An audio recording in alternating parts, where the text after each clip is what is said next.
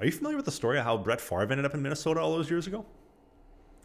Well, I know he went from the Green Bay Packers over to Minnesota No, and no, no, then the to New Jets, York. the Jets, and then the Vikings. Do you know how he went from the Jets to the Vikings? Yeah, there was a certain reporter that he may or may not have sent inappropriate photos to that he accidentally sent going, hey, I know you said no to dinner earlier, but why don't you have a look at these pictures and tell me what you think? Well, it wasn't a reporter. It was one of the cheerleaders. He ended up sending her a picture of his hog and saying, hey, I know we want to go for dinner, but you want to chow down a little bit earlier? And she was like, no, Mr. Favre, I don't want to eat any earlier than we already are. And then she ends up making a report. Then, boom, I know the dude was on Percocets when he did it. Didn't know that he did it. And then, boom, he was traded to Minnesota. Welcome to the Vikings. And then they go all the way to the NFC against the Saints. Yeah, I still have PTSD about that game. I really, really do. Why, for the blown call?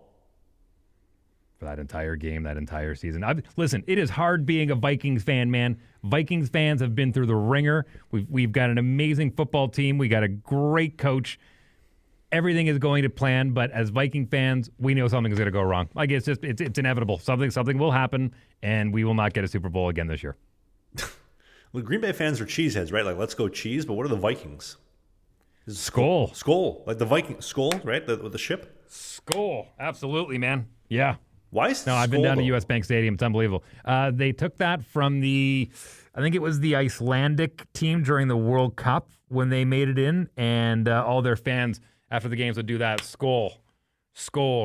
And it was, it's a Viking thing. And so the Minnesota Vikings said, we like that, and they started making it part of their game day experience. It's pretty cool. They got cheerleaders? Yeah, of course. Every NFL team has cheerleaders. Are they like the Dallas Except for the Cowboys Buffalo cheerleaders? Bills. I think the Buffalo Bills are still using livestock, but I can't remember. Oh, jeez. You ever seen the movie The Longest Yard? Same cheerleaders over there. It's a bunch of dudes.